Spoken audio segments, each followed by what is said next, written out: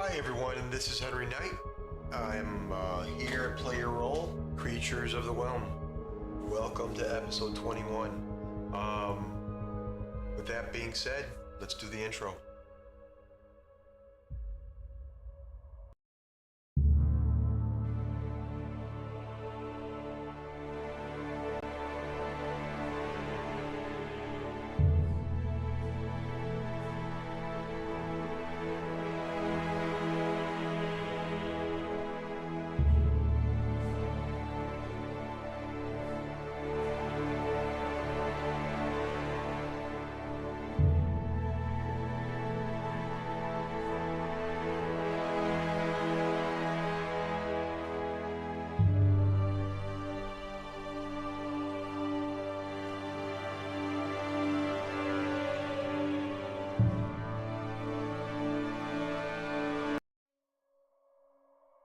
Hi everyone, welcome to Creatures of the Realm. I'm Henry Knight. I'm the DM for a every other week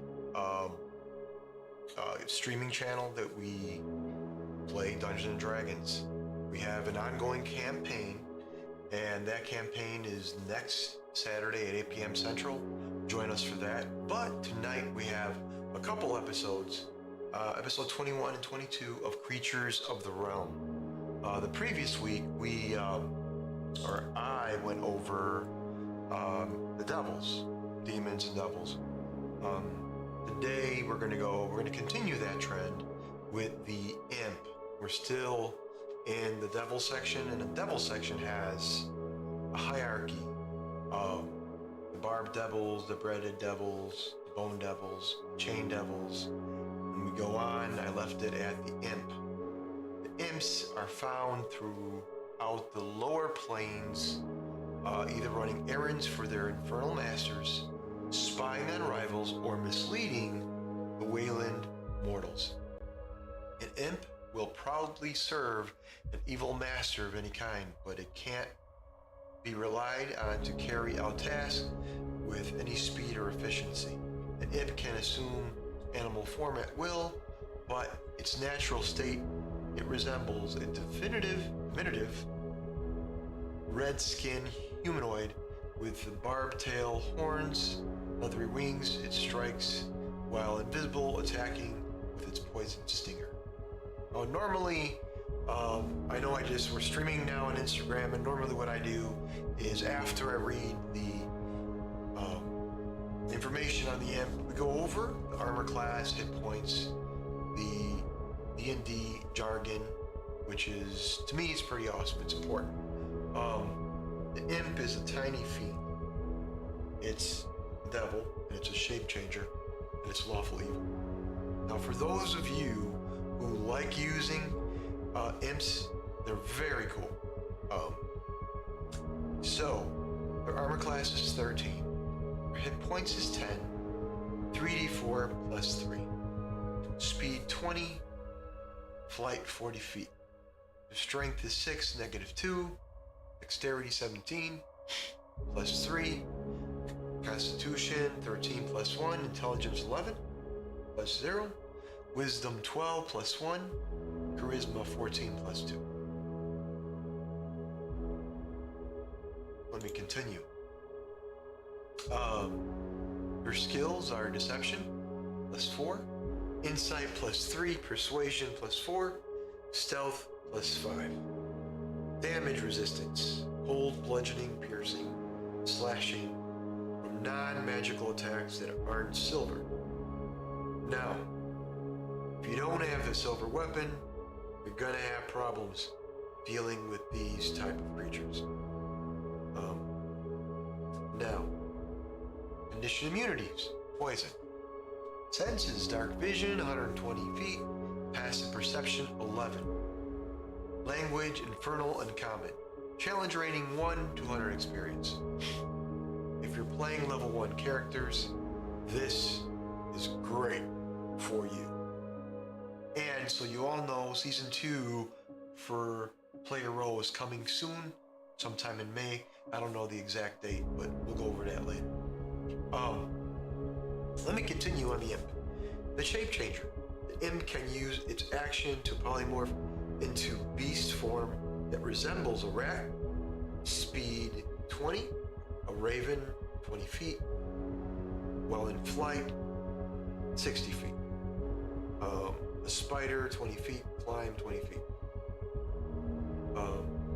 Or back to his true form. Its statistics are the same in each form except for the speed change noted. Any equipment it is wearing or carrying isn't transformed. It reverts to its true form if it dies. Devil Sight. Magical darkness doesn't impede the imp's dark vision. Very cool. It has magic resistance. The imp has advantage on saving throws against spells and other magical effects. Actions. Sting. Bite, beast form. Lead weapon +5 to hit. Range 5. One target 5. 1d4 +3 piercing damage. And the target must make an 11 DC Constitution saving throw, taking 10 3d6 poison damage. On a failed save, we all know it's half. Invisibility. The imp magically turns invisible until it attacks, or its concentration ends. If it ends, then he's in deep shit. Okay, so that is the imp. Any questions on that? Let me know here in the chat. Let me know what you guys think about the imp. The imp is good? Is it boring? Do you guys using demons and devils and so forth? Let me know. Let me move on. Okay, variant imp. Familiar. Imps can be found in the service to mortal spellcasters acting as advisors, spies, familiars. Imp urges its master act of evil, knowing the mortal soul is a prize imp might ultimately claim. Imps display an unusually loyalty to their masters. And the imp can be quite dangerous if the master is threatened. Some such imps have the following trait. Excuse me, I can't talk tonight for some reason. Familiar. The imp can enter into a contract to serve another creature as a familiar, forming a telepathic bond with its willing master.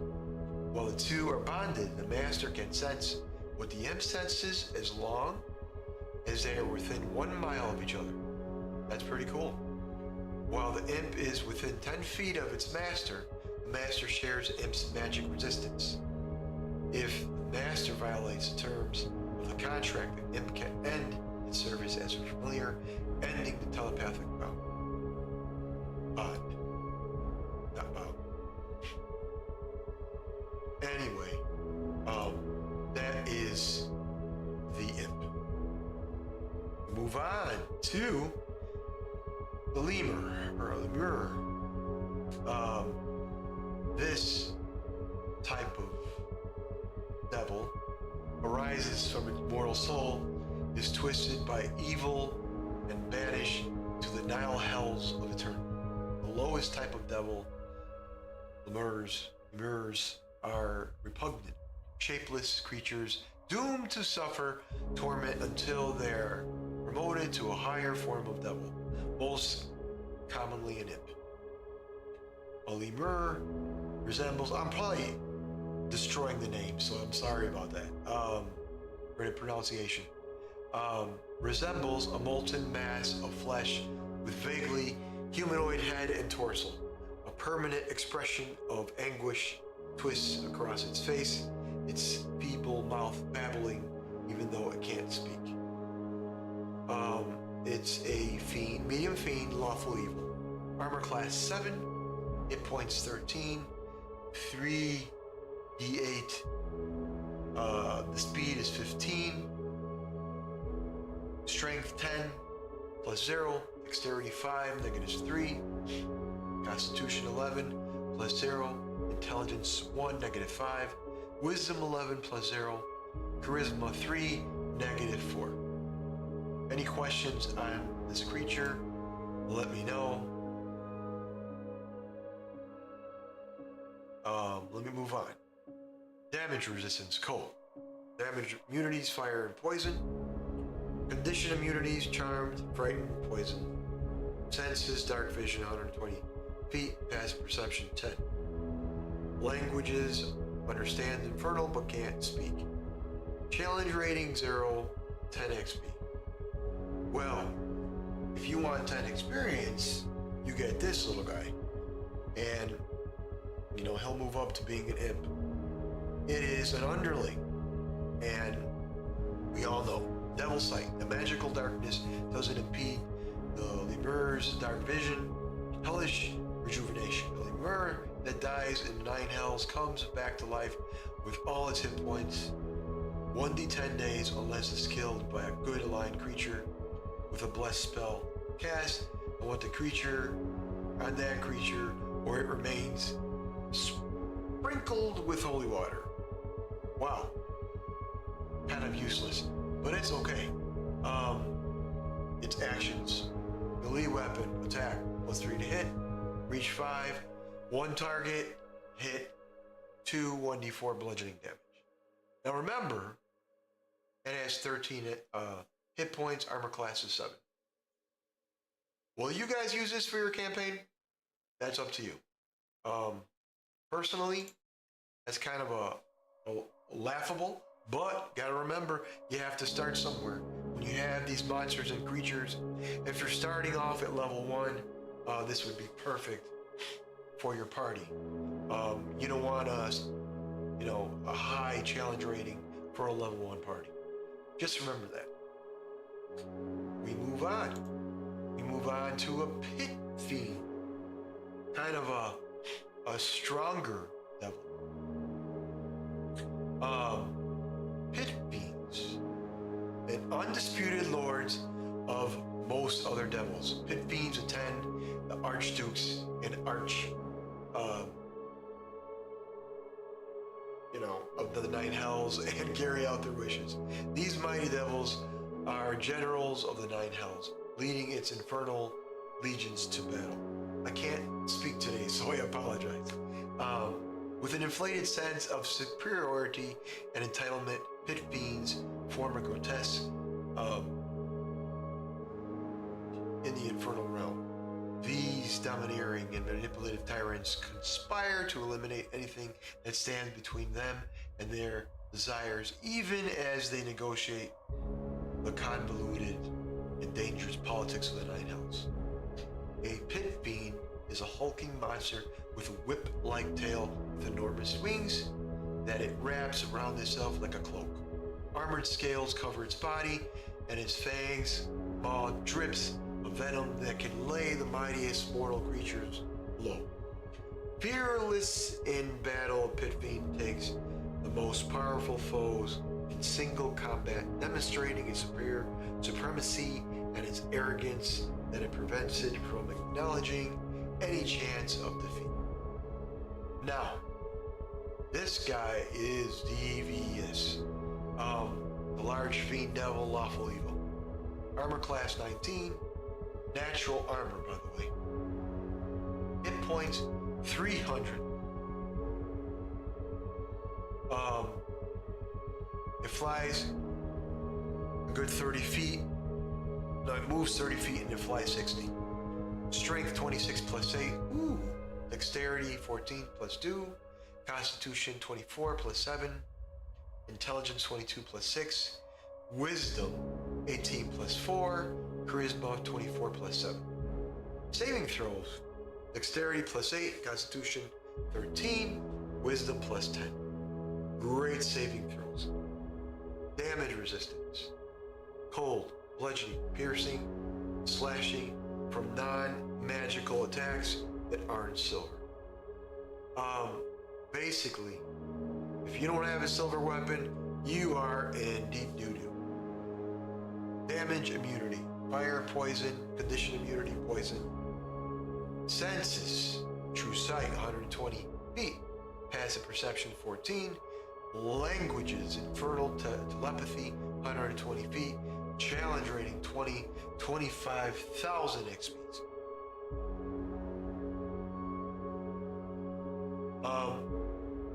Trigger aura.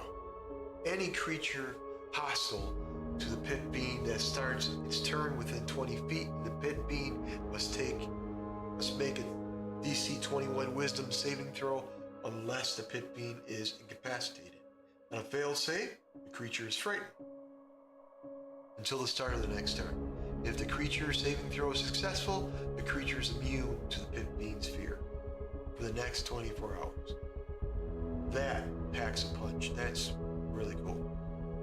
Magic resistance. The pit fiend has advantage on saving throws against spells and other magical effects. Magical weapon. The pit fiend's weapon attacks are magical. Innate spellcasting. The pit fiend's spellcasting ability is Charisma. Spell save 21. The pit fiend can innately cast the following spells requiring no material components. At will, detect magic, fireball. Pretty devious. You know fireball, just so you know, the target takes 8d6 damage on a failed save, and half on a successful one. So a fireball is pretty dangerous, especially with 150 feet of range, 20-foot radius. So that's pretty good. Which is a circle and a sphere, and you could really pack a punch here. And it's a 3rd level spell, so you can do it without components. Normally, it's verbal, somatic, and so forth, and material. You need to cast this a fireball, but this little guy, no. For 3 days, he can hold monster and wall of fire. For those of you who know what hold monster is, I've had this happen to me on one of my creatures, on one of my players. Hold monster. Choose a creature that you can see within range. The target must succeed a wisdom saving throw or be paralyzed for duration. The spell has no effect on the undead, and this will hold you. It's 90 feet of range, and it's pretty deadly. This is 5th level spell, and he can do this and wall of fire, which is also 120 feet of range, and it's really good. Okay, so here we go. Multi-attack. Pit Fiend makes 4 attacks: 2 claws, a tail, and a bite. So 1, 2, 3, and then the tail. It's 4. So, a bite, claws, a mace, and a tail. So you have a bite, 2 claws, a mace, and a tail. But they're putting one, he has a mace in one hand. So obviously it would be a claw and a mace. If he doesn't have a mace, it would still be 4 attacks, but it would be the 2 claws, the bite, and the tail. And that is plus 14 to hit. Reach of 5 feet. 1 target hit 22. 46 plus 8. Piercing damage. The target must succeed on a DC 21 Constitution saving throw or become poisoned. While poisoned in this way, the target can't regain hit points, and it takes 2166 poison damage at the start of each turn. Each of its turns. The poison target can repeat the saving throw at the end of each turn, ending the effect on itself on a success. Claw. 14. Plus 14 to hit. Reach 10 feet. 2d8 plus 8 slashing damage. And for those of you who like to just do attacks without rolling, you can do that. That's why it has hit 17, 2d8 plus 8. That's the hit die for the creature. And that's all slashing damage. Mace. Attack plus 14 to hit, reach 10 feet. 1 target. Hit 15, 2d6 plus 8. Bludgeoning damage plus 21, 66 fire damage. Tail, plus 14 to hit. Reach 10 feet, one target, hit 24, 3d10 plus 8 bludgeoning damage. Very cool. Now, for all of you who might think this is boring, I think this is cool. You know, I'm a big geek, so stuff like this matters, especially when you're running a game. And he has, this thing is pretty cool and very, very dangerous. That's it for the pit feat. We have one more, and that is the Spine Devil. And this little guy, smaller than most other devils, Spine Devils act as messengers and spies for greater devils and archdevils. They are the eyes and ears of the nine hells, and even beings that despise the Spine Devil's weakness treat him with respect. The Spine Devil's body and tail bristle with spines, and it can fling its tail spines at ranged weapons. The spines burst into a flame on impact. When not delivering messages or gathering intelligence, Spine Devils serve in infernal legions as flying artillery, making up for their relative weakness by mobbing together to overwhelm their foes. So imagine hundreds or thousands of Spine Devils. They're very dangerous.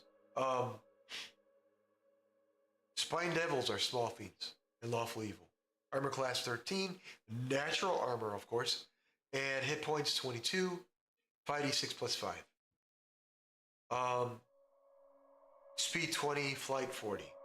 Strength 10 plus 0, dexterity 15 plus 2, constitution 12 plus 1, intelligence 11 plus 0, wisdom 14 plus 2, charisma 8, negative 1. Damage resistance, cold, bludgeoning, piercing, slashing from non-magical attacks that aren't silver. Damage immunities, fire and poison. Condition immunities, poison. Senses, dark vision, 120 feet. Passive perception, 12. Languages, infernal. Telepathy, 120 feet. Challenge 2, 450 XPs. Again, we have a level 1 party. This is great. That it can pack a punch. But if you want to wait till your level goes up to level 2, level 3 for players, then this guy would be great. Not just one, a couple of them, or maybe 5. It all depends on how you want to use them. Devil's Sight. Magical darkness doesn't impede the devil's darkness. Dark vision. Flyby. The devil doesn't provoke an opportunity of attack when it flies out of the enemy's reach. Limited spines. The devil has 12 tail spines. Used spines regrow by the time the devil finishes a long rest. Magic resistance. The devil has advantage on saving throws against spells and other magical attacks.